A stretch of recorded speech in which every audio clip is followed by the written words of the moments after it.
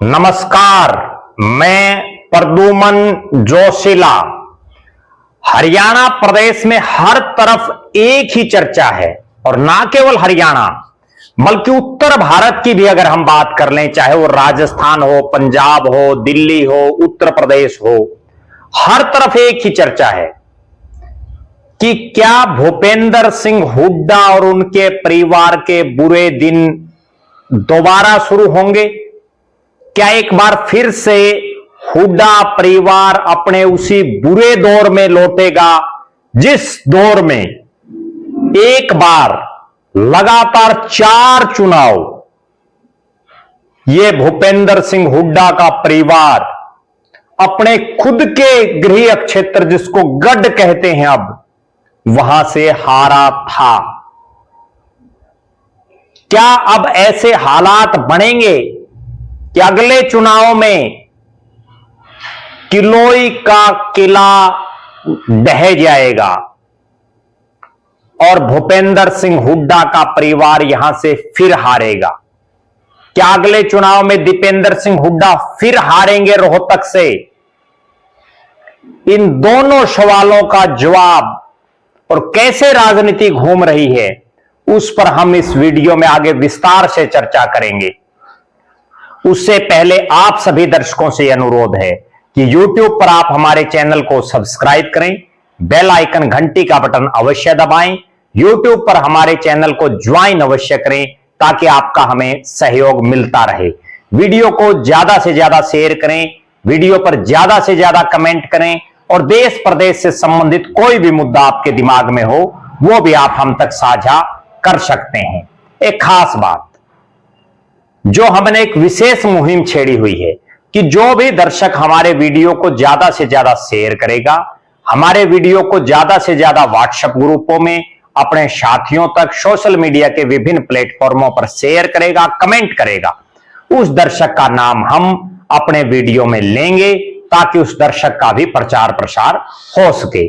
और इसके लिए आपको करना केवल इतना है कि वीडियो को ज्यादा से ज्यादा शेयर करके उसका स्क्रीनशॉट लेके मेरे मोबाइल नंबर 94 166 74 472 94 166 74472 पर आप व्हाट्सएप कर दें। अब मैं आपको एक ऐसी हकीकत बताने जा रहा हूं जिसके बारे में देश के लोगों को, देश की जनता को, हरियाणा की जनता को बहुत कम पता होगा। और आज की जो नई पीढ़ी है या जो लोग वर्तमान राजनीति में जी रहे हैं, वो सब ये सोच रहे होंगे कि किलोई तो हुड्डा परिवार का अभेद्य गढ़ है, रोहतक लोकसभा हुड्डा परिवार की अभेद्य सीट है। लेकिन अगर सच्चाई देखें और रिकॉर्ड देखें और इतिहास को खंगालें तो दोनों ही बातें गलत साबित हुई हैं। रोहतक लोकसभा से भी हुड्डा परिवार हारा है और किलोई से तो हुड्डा परिवार लगातार भी हारा है। हुड्डा परिवार के 3 सदस्य लगातार 4 चुनाव इस हल्के से हारे हैं, जो अपने आप में एक बहुत बड़ी बात है। और उसके बाद यह हुआ था कि 4 चुनाव लगातार हारने के बाद हुड्डा साहब की लोकसभा के जरिए राजनीति में जीत की एंट्री हुई थी, वरना तो विधानसभा तो लगातार 2 बार वो हार चुके थे। पहले मैं आपको उनका भूतकाल के बारे में बता देता हूं, फिर वर्तमान हालात पर हम बात करेंगे और उसके बाद भविष्य में क्या होगा उस पर हम इस वीडियो में चर्चा करेंगे। एक एक शब्द वीडियो का आप देखें, आप सुनें, समझें, परखें और अपने साथियों तक शेयर करके जरूर भेजें। मैं आपको बताता हूं, चौधरी मातूराम हुड्डा या चौधरी मातूराम आर्य भी कह सकते हैं, आर्य समाजी परिवार से रहे, आज भी आर्य समाजी परिवार है इनका। उन्होंने राजनीतिक जीवन की शुरुआत की, उसके बाद चौधरी रणबीर सिंह हुड्डा का एक बहुत बड़ा रोल इस क्षेत्र में रहा। एक बार तो वो प्रदेश के मुख्यमंत्री बनने के भी नजदीक थे। ये एक अलग बात है कि उनकी नहीं लॉटरी लग पाई। देश के नहीं, दुनिया में ये रिकॉर्ड है कि वो 7 सदनों के सदस्य रहे हैं, जो बहुत बड़ी बात है। मंत्री रहे, सांसद रहे, विधायक रहे, सब कुछ वो बने। मुख्यमंत्री और प्रधानमंत्री नहीं बन पाए। हालांकि प्रधानमंत्री का तो सपना कभी हुड्डा परिवार ने देखा ही नहीं। मैं अब सिलसिलेवार तरीके से बताता हूं। 1972 का चुनाव, जब चौधरी रणबीर सिंह हुड्डा के बेटे और भूपेंद्र सिंह हुड्डा के भाई, तब तक भूपेंद्र सिंह हुड्डा का राजनीति से कोई लेना देना नहीं था, कैप्टन प्रताप सिंह ने यहां से चुनाव लड़ा। और हुड्डा परिवार की एक खासियत देखिए, शुरू से और आखिर तक, यानी अब तक सारा परिवार कांग्रेस की टिकट पर ही चुनाव लड़ रहा है, कांग्रेस से ही चुनाव लड़ रहे हैं। इसका मतलब ये पक्के कांग्रेसी तो हैं, इसमें कोई दो राय नहीं। हालात बदली, परिस्थितियां बदली, राज बदले, लेकिन अगर कोई चीज नहीं बदली तो वो हुड्डा परिवार का कांग्रेस से अलगाव कभी नहीं हो पाया। 1972 के चुनाव में कैप्टन प्रताप सिंह हारे और उनको हराया श्रेयानाथ ने, जिसको बाबा शिरिया भी बोलते हैं। श्रेयानाथ ने उनको चुनाव हरा दिया।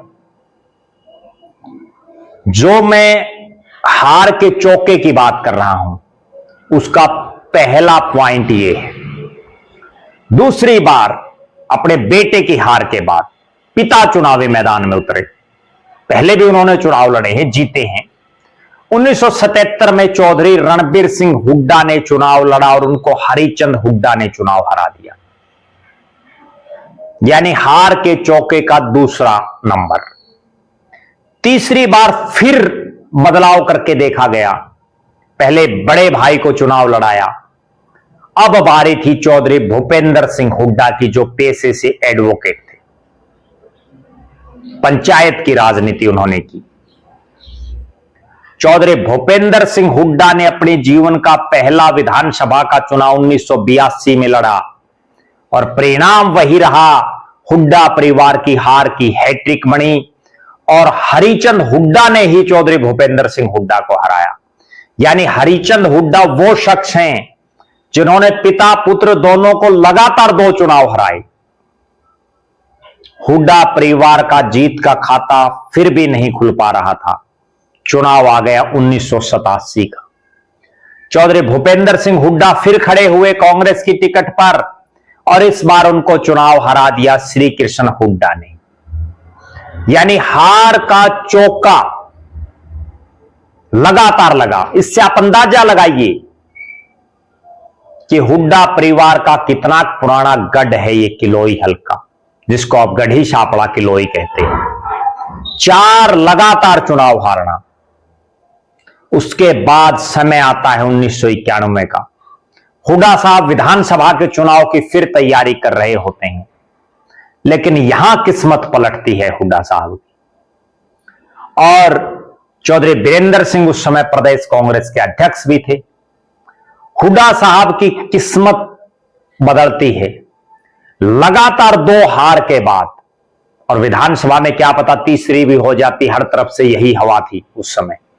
मेरी उस दौर के बहुत से लोगों से बात हुई है जो ये कह रहे हैं कि अगर भूपेंद्र सिंह हुड्डा यहां से तीसरा चुनाव भी लड़ते विधानसभा का किलोई से, तो उनकी हार की हैट्रिक बनती। उनके परिवार का तो चौके की बजाय पंजा बन जाता हार का, 5वीं हार हो जाती। भूपेंद्र सिंह हुड्डा ने लड़ा लोकसभा का चुनाव और चौधरी देवीलाल ने अपनी जिंदगी की जो सबसे बड़ी गलतियां उस दौर में की थी, जब वो रोहतक से सांसद बने थे 1989 में, इस्तीफा दिया। उसके बाद चौधरी ओम प्रकाश चौटाला को हरियाणा की कमान सौंपी और फिर हालात और परिस्थितियां सबके सामने हैं। चौधरी देवीलाल को हरा करके भूपेंद्र सिंह हुड्डा अपने राजनीतिक जीवन का पहला लोकसभा विधानसभा का चुनाव जीते। फिर आया 1996, हुड्डा साहब फिर चुनाव जीत गए। 1998 में हुड्डा साहब तीसरी बार जीते और उन्होंने फिर जीत की हैट्रिक लगाई और तीनों बार हराया देश के 2 बार के उप प्रधानमंत्री, हरियाणा के 2 बार के सीएम रहे चौधरी देवीलाल को। फिर आता है 1999 का दौर, एक बार फिर से बुरे दौर में हुड्डा परिवार, और उनको एक अनजाने से शख्स इस इलाके के कैप्टन इंदर सिंह उनको चुनाव हरा देते हैं। हुड्डा साहब फिर मेहनत करते हैं। ठीक 1 साल बाद 2000 में विधानसभा का चुनाव होता है और भूपेंद्र सिंह हुड्डा अपने राजनीतिक जीवन में पहली बार हरियाणा की विधानसभा का मुंह देखते हैं। पहली बार वो विधायक चुने जाते हैं। 2000 के इस चुनाव में हुड्डा साहब के जीतने के बाद फिर आता है 2004 का लोकसभा चुनाव। इसी दरमियान 2000 से और 2004 के बीच हुड्डा साहब प्रदेश कांग्रेस के अध्यक्ष भी रहते हैं। भूपेंद्र सिंह हुड्डा विपक्ष के नेता भी बनते हैं, कांग्रेस विधायक दल के नेता के तौर पर। 2004 में वो फिर अपनी उसी परंपरागत सीट से लोकसभा का चुनाव लड़ते हैं, चुनाव जीत जाते हैं, चौथी बार देश की लोकसभा में पहुंचते हैं। फिर आता है विधानसभा का चुनाव। हुड्डा साहब विधानसभा का चुनाव नहीं लड़ते, यानी 1991, 1996 दोनों दफा हुड्डा साहब के परिवार से किसी ने चुनाव नहीं लड़ा विधानसभा का, लोकसभा का लड़ते रहे। 2005 में भी हुड्डा परिवार ने विधानसभा का चुनाव नहीं लड़ा, वहां से चुनाव जीते श्री कृष्ण हुड्डा, जो पहले चौधरी देवीलाल के परिवार के साथ हुआ करते, उनकी पार्टी से विधायक बना करते, लेकिन फिर वो कांग्रेस में आ गए थे। लोकसभा का चुनाव जीतने के बाद और चौथी बार सांसद बनने के बाद गांधी नेहरू परिवार के जो कई विश्वास पात्र नेता हैं, चाहे वो अहमद पटेल हो, चाहे मोतीलाल वोरा हो, चाहे जनार्दन द्विवेदी हो, सबके साथ अच्छी गोटी सेट कर ली भूपेंद्र हुड्डा ने। और 67 सीटें जब कांग्रेस जीती, चौधरी भजनलाल के नेतृत्व में प्रदेश अध्यक्ष वही थे, मुख्यमंत्री का ताज मिला भूपेंद्र सिंह हुड्डा को। और पहली बार हुड्डा परिवार का कोई शख्स प्रदेश का मुख्यमंत्री बनता है। उपचुनाव आता है, भूपेंद्र सिंह हुड्डा अपनी किलोई की सीट श्री कृष्ण हुड्डा को कह करके खाली करा लेते हैं। उपचुनाव हुड्डा साहब रिकॉर्ड मतों से जीतते हैं। उसके बाद लगातार 2005 का उपचुनाव, 2009, 2014, 2019, 2024 लगातार हुड्डा साहब किलोई से जीते और अपना अभेद्य दुर्ग बनाने की तरफ एक कदम उन्होंने बढ़ाया। दूसरी तरफ अब आइए, लोकसभा के सांसद थे तो प्रदेश के मुख्यमंत्री बने, लिहाजा लोकसभा से रिजाइन किया हुड्डा साहब ने। अधिकार बनता था श्री कृष्ण हुड्डा का, क्योंकि उन्होंने एमएलए की सीट खाली की थी, वरना आज के दिन तो कोई मेंबर से भी इस्तीफा नहीं देता पंचायत में, सरपंच के पद से लोग इस्तीफा नहीं देते। और श्री कृष्ण हुड्डा ने अपने साथी के लिए विधायक की न्यौछावर कर दी। उसके बाद भूपेंद्र सिंह हुड्डा अपने बेटे दीपेंद्र हुड्डा जो विदेश में रह रहे थे, उनको हरियाणा बुलाते हैं, उपचुनाव लड़ते हैं दीपेंद्र हुड्डा और एक तरफा जीतते हैं। फिर 2009 में जीतते हैं, 2014 में जीतते हैं। लेकिन फिर अगली बात आप देखिए, बहुत गौर करने वाली बात है, बहुत विशेष बात है। दीपेंद्र हुड्डा जब तक चौधरी भूपेंद्र सिंह हुड्डा मुख्यमंत्री रहे, 3 बार सांसद बने। जो ही हुड्डा साहब मुख्यमंत्री की कुर्सी से हटे, 2019 के पहली बार वो चुनाव हुआ था जब भूपेंद्र हुड्डा यानी दीपेंद्र हुड्डा के पिता मुख्यमंत्री नहीं थे, और चुनाव परिणाम अरविंद शर्मा चुनाव जीत गए, दीपेंद्र हुड्डा चुनाव हार गए। हालांकि आज भी हुड्डा परिवार के समर्थक ये बात मान रहे हैं कि चुनाव तो दीपेंद्र हुड्डा ही जीते थे, लेकिन भारतीय जनता पार्टी की सरकार का जो दबाव था प्रशासन पर, जिससे अरविंद शर्मा को जिता दिया। लेकिन राजनीति में जो चुनाव परिणाम आ गया, जो जीता वही सिकंदर। दीपेंद्र हुड्डा हार जाते हैं। हुड्डा साहब उसके बाद उनको राज्यसभा में भिजवा देते हैं। फिर आता है 2024 का चुनाव और दीपेंद्र हुड्डा 5वीं बार देश की संसद में जाते हैं, 4थी बार लोकसभा के सदस्य चुने जाते हैं। यहां तक सब ठीक। भूपेंद्र सिंह हुड्डा विपक्ष के नेता के तौर पर काम कर रहे, बेटा सांसद। फिर आता है 8 अक्टूबर 2024 का वो दिन जिसके बाद भूपेंद्र हुड्डा परिवार के बुरे दिन फिर शुरू हो गए, उनकी उल्टी गिनती फिर शुरू हो गई। 6 महीने से ज्यादा समय बीत चुका। कांग्रेस का शीर्ष नेतृत्व पूरी तरह से आंखें मूंदे हुए और यह मन बढ़ा चुका है कि अब हुड्डा परिवार को कोई बड़ी चौधर नहीं देनी। उसी का परिणाम है कि उनका खेमे से जो हुड्डा साहब का नाम आगे बढ़ा गया, उनको विपक्ष का नेता यानी कांग्रेस विधायक दल का नेता नहीं बनाया जा रहा। यह था वर्तमान और भूतकाल। वर्तमान में एक चीज हम और ऐड कर देते हैं। अभी जो गुजरात में कांग्रेस का महाधिवेशन हुआ अहमदाबाद में, उसमें भी हुड्डा परिवार को बहुत ज्यादा तवज्जो नहीं दी गई। अब भविष्य क्या होगा? मेरे पास बहुत लोगों के फोन आ रहे हैं, बहुत लोगों के कमेंट आ रहे हैं, विशेषकर गढ़ी शापड़ा किलोई हल्के से और रोहतक लोकसभा के लोगों की अगर मैं बात करूं तो वो लोग बिल्कुल स्पष्ट कह रहे हैं कि अगर कांग्रेस पार्टी ने हुड्डा परिवार को तवज्जो नहीं दी, अगर कांग्रेस पार्टी ने चौधरी भूपेंद्र सिंह हुड्डा को विधायक दल का नेता नहीं बनाया या दीपेंद्र हुड्डा को प्रदेश का अध्यक्ष नहीं बनाया, दोनों पिता पुत्रों को अगर पावर नहीं दी, तो अगली बार हम वोट नहीं डालेंगे। अब से पहले लोग ये दिमाग बना चुके हैं।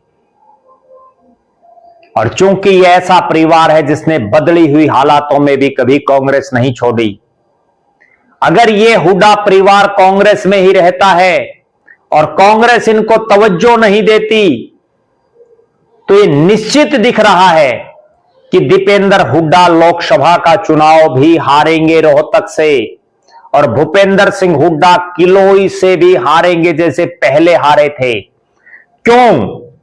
आप रिकॉर्ड उठा करके देखें। हुड्डा परिवार जब जब पार्टी की हवा होती है तब जीतता है। थोड़ी सी भी विपरीत हालात बन जाएं, जैसे 1977 में बनी, हुड्डा परिवार चुनाव हार गया। 1987 में बनी, हुड्डा परिवार चुनाव हार गया। 1999 में जब अटल बिहारी वाजपेयी की हवा थी तब हुड्डा परिवार चुनाव हार गया। 2019 में जब मोदी की हवा थी और भूपेंद्र सिंह हुड्डा चौधर में नहीं थे, तब दीपेंद्र हुड्डा चुनाव हार गए। आज ना भूपेंद्र सिंह हुड्डा चौधर में है, केवल एक विधायक हैं, ना दीपेंद्र हुड्डा चौधर में है, केवल सांसद और सीडब्ल्यूसी के मेंबर हैं कांग्रेस वर्किंग कमेटी के। यानी बहुत ज्यादा तवज्जो नहीं है। और इस बार का चुनाव भी दीपेंद्र हुड्डा इसलिए इतने भारी मार्जिन से जीते कि भारतीय जनता पार्टी ने जिनको टिकट दिया, जो 5 साल सांसद रहे अरविंद शर्मा, उन्होंने इलाके में विकास के नाम पर कोई विशेष नहीं किया, ना ही वो इलाके के लोगों के बीच में विशेष तौर पर रहे, जिसका खामियाजा भारतीय जनता पार्टी को भुगतना पड़ा। अब चारों तरफ से एक आवाज है कि जो जाट और किसान वोटर हुड्डा परिवार के साथ आंख मूंद करके लगा हुआ था, उनको भी धीरे धीरे ये समझ आ गया कि अगर राहुल गांधी और कांग्रेस की आला कमान भूपेंद्र हुड्डा को विपक्ष का नेता नहीं बनाती, उनको पावर नहीं देती, तो धीरे धीरे जो किसान और जाट वर्ग उनके साथ आंख मूंद करके उन पर भरोसा कर रहा था, वो उनसे दूरी बना लेगा और परिणाम वही होगा जैसा 1972 से और 1987 के दौर में इस हुड्डा परिवार के साथ हुआ, जैसा 2019 में हुआ या जैसा 1999 में हुआ। बहरहाल आप क्या मानते हैं? आपका क्या मानना है? क्या बिना चौधर के भी हुड्डा परिवार जीत सकता है? एक खास बात मैं जो समझ पा रहा हूं, यह गढ़ भी हुड्डा साहब का तभी बना है किलोई, जब कांग्रेस पार्टी ने उनको चौधर दी। उसके बाद से ही तो हुड्डा साहब लगातार जीत रहे हैं, उसके बाद से ही तो दीपेंद्र हुड्डा जीते हैं। वरना जो 3 चुनाव चौधरी देवीलाल के मुकाबले जीते भूपेंद्र सिंह हुड्डा, वो तो बहुत क्लोज मार्जिन से वो चुनाव जीते थे, और वो उस चौधरी देवीलाल के मुकाबले जीते थे जिनका ये मूल इलाका नहीं है। वो तो हरियाणा के बिल्कुल आखिरी गांव चौटाला, जो हरियाणा, पंजाब और राजस्थान को टच करता है, वहां से आकर के रोहतक में उन्होंने अपने पांव जमाए थे।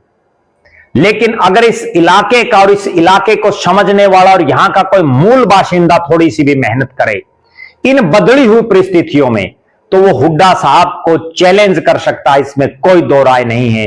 अब धीरे धीरे हुड्डा का जो किला है, हुड्डा का जो गढ़ जिसको कहा जा सकता है आज के दौर में, वो दरकना शुरू हो चुका है। अब वो कितना दरकेगा वो समय बताएगा। आपका क्या मानना है? आप क्या मानते हैं? क्या कांग्रेस का शीर्ष नेतृत्व चौधरी भूपेंद्र सिंह हुड्डा और उनके परिवार के साथ ठीक कर रहा है? क्योंकि ये वो हुड्डा परिवार है जिसने अनथक मेहनत करके इस कांग्रेस को सींचने का काम किया है। दीपेंद्र हुड्डा ने दिन देखा ना रात देखी, लगातार कांग्रेस के पक्ष में माहौल बनाने का काम किया। भूपेंद्र सिंह हुड्डा ने बहुत लोगों को कांग्रेस में शामिल करवाने का काम किया, लेकिन उसके बावजूद जिस तरह से इनको इग्नोर कर रही है कांग्रेस की आला कमान, क्या यह ठीक है? आप जरूर कमेंट करें। या इनको इग्नोर कर देना चाहिए, अब कांग्रेस को इनकी कोई जरूरत नहीं है, इस पर भी आप कमेंट करें। आप एक बात जरूर बताएं कि आखिर किलोई और इस रोहतक लोकसभा में हुड्डा परिवार को कौन सा नेता चुनौती दे सकता है? कौन सा वो नेता है जो हुड्डा परिवार को यहां हराने का दम रखता है? आप जरूर कमेंट करें। आप लगातार हमारे साथ बने रहें। हमारे फेसबुक पेज को लाइक और फॉलो करें। यूट्यूब पर चैनल को सब्सक्राइब करें। बेल आइकन घंटी का बटन अवश्य दबाएं। यूट्यूब पर हमारे चैनल को ज्वाइन करें ताकि आपका हमें सहयोग मिलता रहे। वीडियो को ज्यादा से ज्यादा शेयर करें, ज्यादा से ज्यादा कमेंट करें। और अब मैं उस दर्शक का नाम आपके बीच अनाउंस कर रहा हूं जिस दर्शक ने हमारे वीडियो को सबसे ज्यादा शेयर करने का काम किया, सबसे ज्यादा कमेंट जिनके आए। नाम है पवन कंबोज, रादौर, जिला यमुनानगर। हम पवन कंबोज, रादौर, जिला यमुनानगर का बहुत बहुत धन्यवाद करते हैं। अगले दर्शक आप भी हो सकते हैं, बशर्ते आप वीडियो को खूब शेयर करें, खूब कमेंट करें। बहुत बहुत धन्यवाद। आपका अपना प्रद्युमन जोशीला।